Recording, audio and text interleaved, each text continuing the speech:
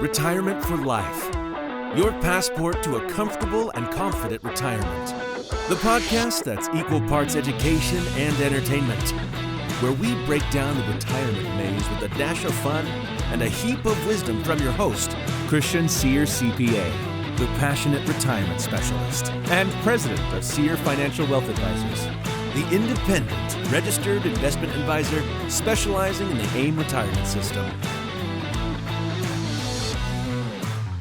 All right, today's topic is extremely important, especially for women. I'm watching a show on Netflix the other night, and I thought we need to do a podcast episode on this. Brooke, you have seen the episode. Yeah.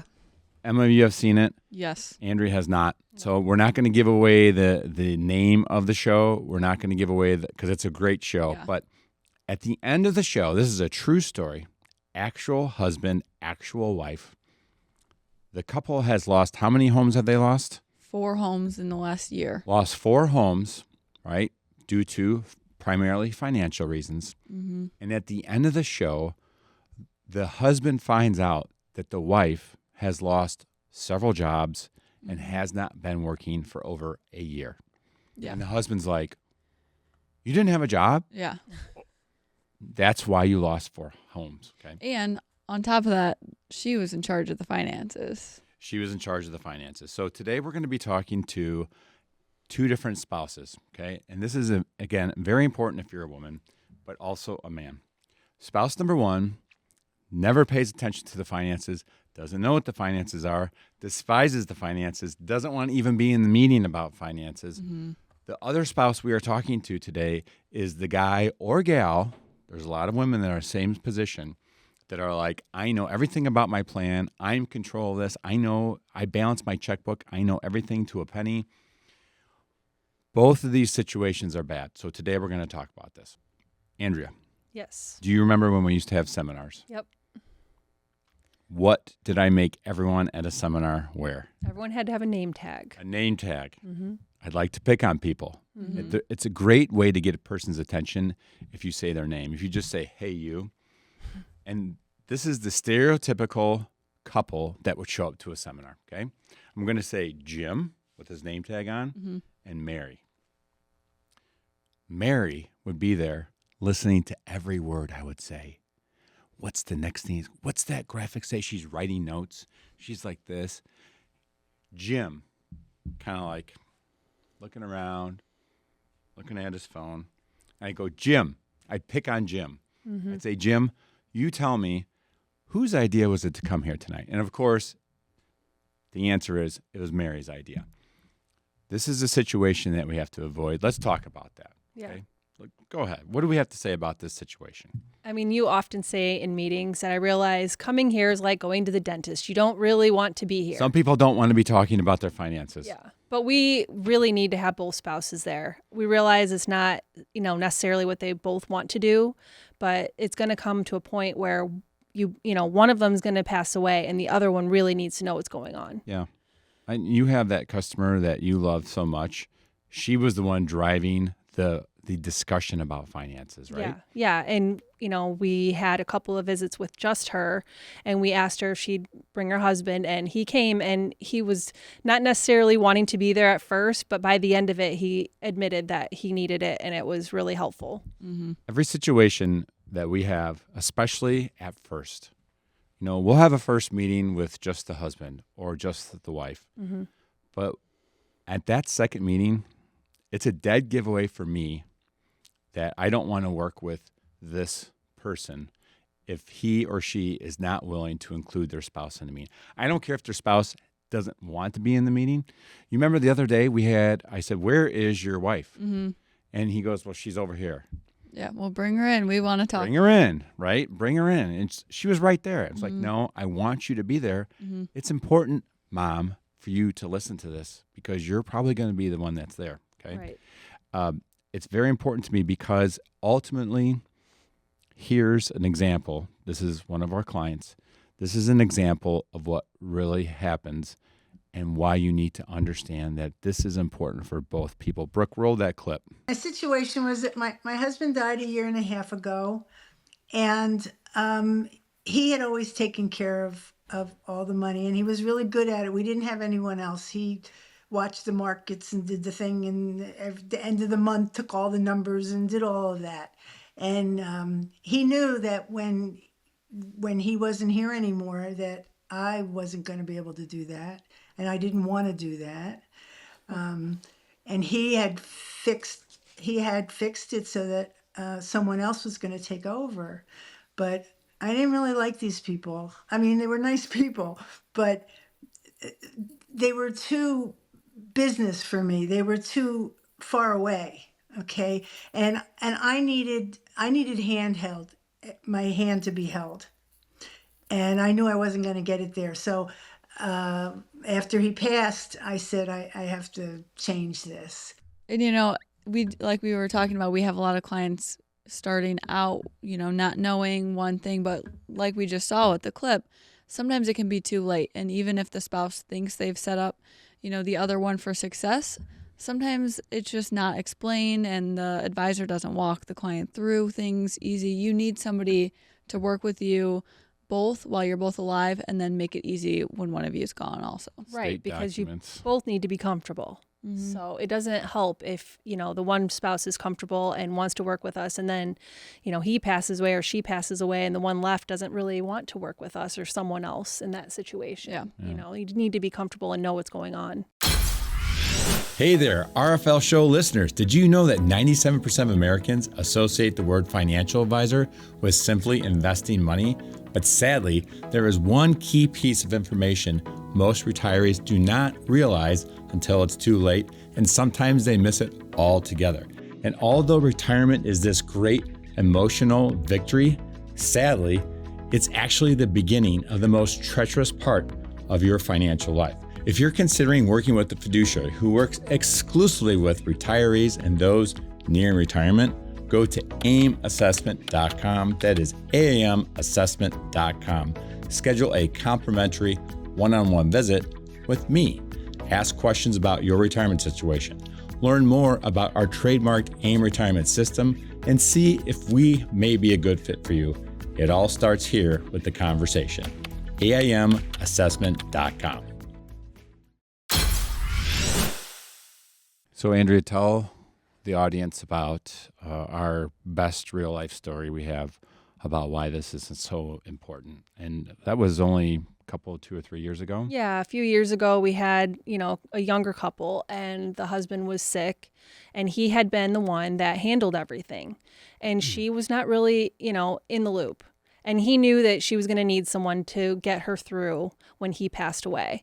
So we met with them, and we really enjoyed both of them. And, when he did pass, she definitely leaned on us for support and She really leaned on us. Yeah. And, we had to make a lot of phone calls and things that she, wasn't comfortable doing on her own. So how many months do you think after the husband passed away did we have to give special attention getting her through all of the documents? In that situation, it took us about a year or so, just because there was a couple different pensions and just getting the paperwork and stuff. It's not always that long, but there's always a process. And I guess she was in a good position where she was with the financial advisor, us, that knew everything in their life. So at least we could help them with that. Yeah. But imagine if she didn't have that person. Right. It took her a year with a financial advisor who knew everything in their life. Right. How about, Emma, these clients, you're always doing financial planning.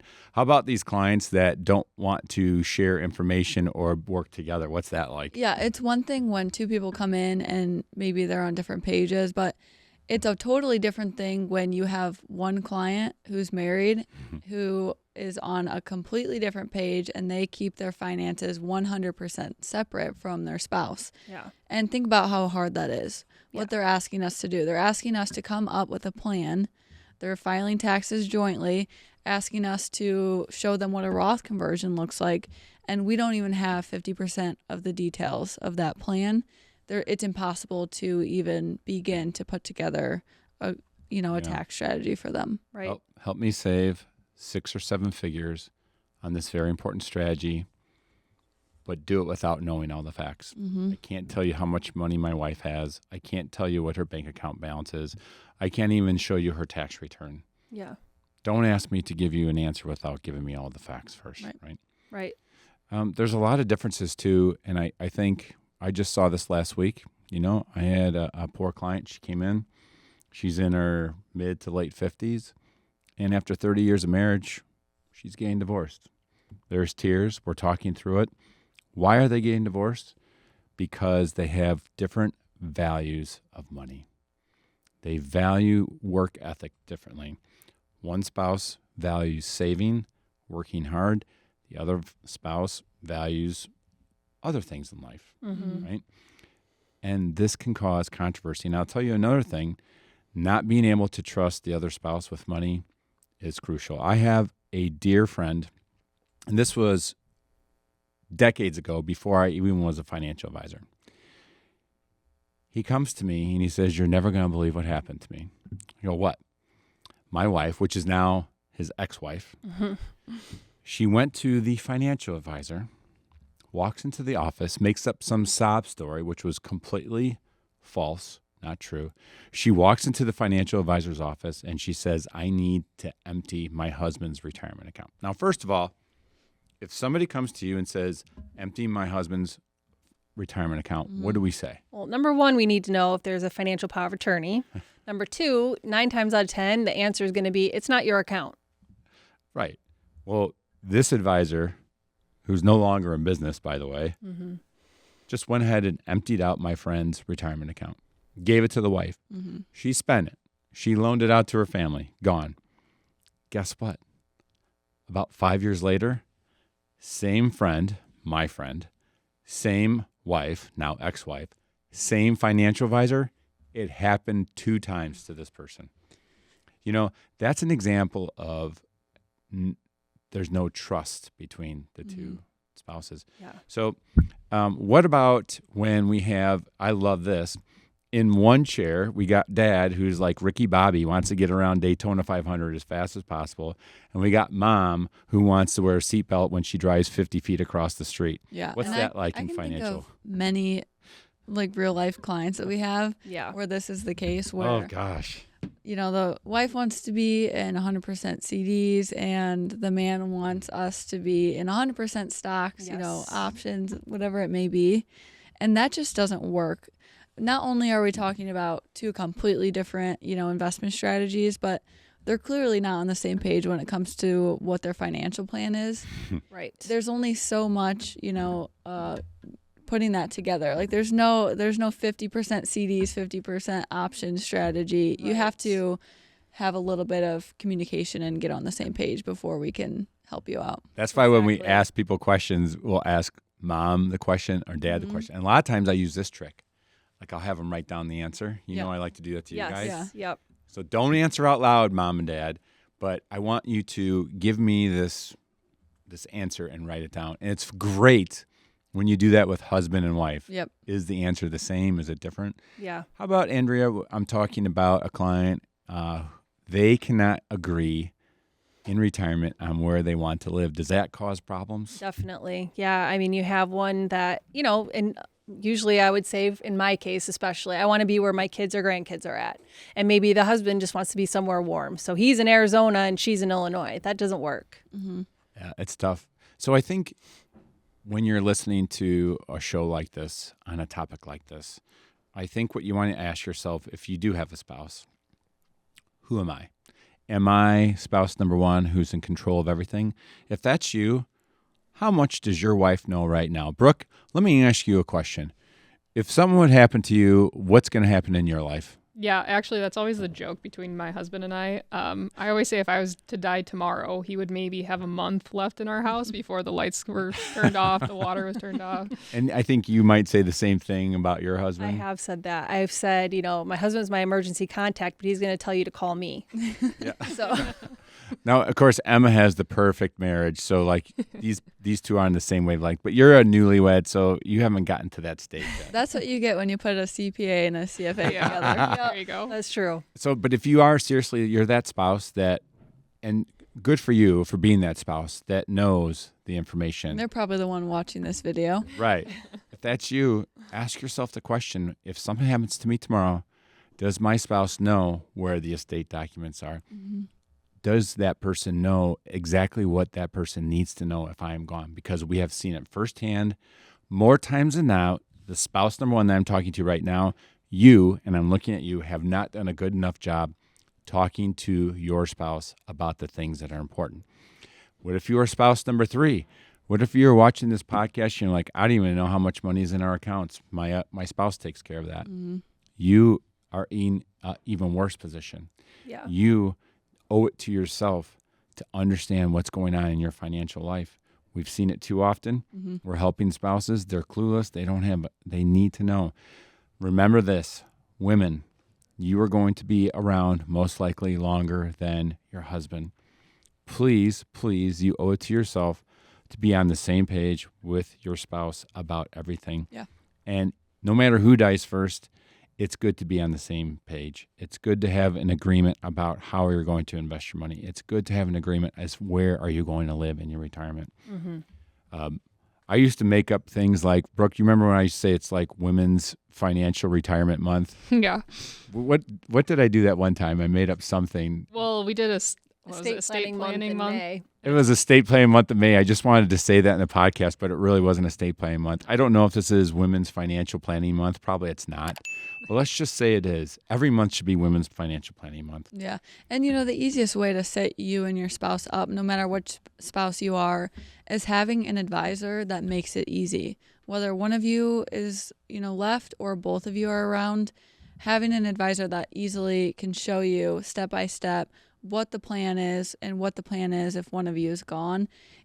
It's on, them to help walk you through what that plan is and help you with that process. I want to tell you why one of the biggest reasons I believe that we have found success and growth at this firm over the last 20 years. Specifically, I spend more time looking at the spouse who has less comfort with finances.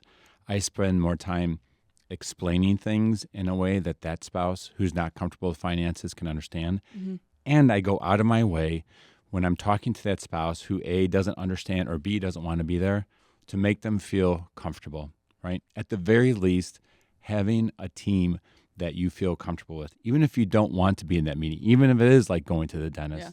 Right. And that's what the Aim Retirement System was built around. So yes, find the team that makes you feel comfortable.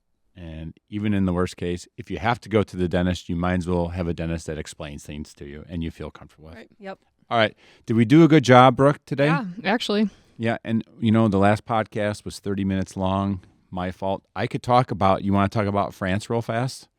I don't think we need to get No. into it. I've got a lot to say about France right now, but I won't. In the interest of time, we'll cut it off. But if you want to talk about France, call me because I've got a lot of interesting things to say about it. All right, that's all for this week's podcast, Retirement for Life. Go ahead, go out there, educate yourself. If you're spouse number one, educate your spouse. If you're spouse number three, make sure that you're learning everything you need to know. We'll see you guys next time on Retirement for Life podcast. Investment advisory services provided by Sear Financial, Inc., SEC registered investment advisor. All content on this podcast is for information purposes only and should not be considered investment, legal, or tax advice. Material presented is believed to be from reliable sources, and no representations are made by our firm as to another party's informational accuracy or completeness.